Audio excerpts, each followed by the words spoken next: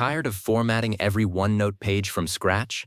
Learn how to create a reusable template in under 2 minutes. First, we'll design your page layout. Then, I'll show you how to save it as a template and set it as default. Alright, let's jump right in. The very first thing you need to do is open OneNote and create a new page in the section where you want this template to live. And here's a little tip that makes a big difference. Give it a clear title right now. Call it something like Weekly Planner or Meeting Notes. This isn't just for your own organization. That name is going to help you find it later when we save it as a template. So keep it simple and descriptive. Now here's the fun part: designing your layout. This is where you build exactly what you want every new page to look like. Go ahead and add your text headers, maybe a table for tasks or a checklist. You can even change the background color or add a subtle page design.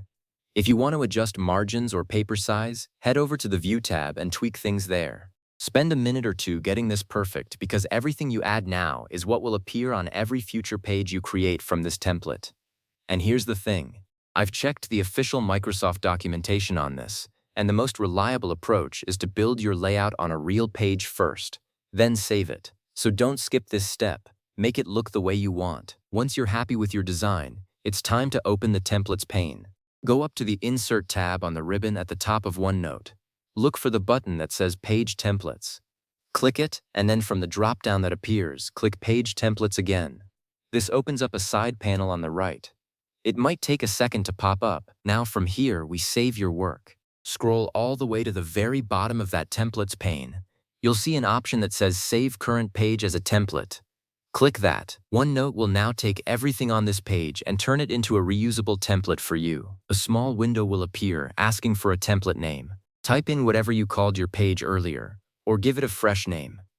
And here's the really important part: if you want every new page you create in this section to automatically use your template, check the box that says Set as Default Template for new pages in the current section.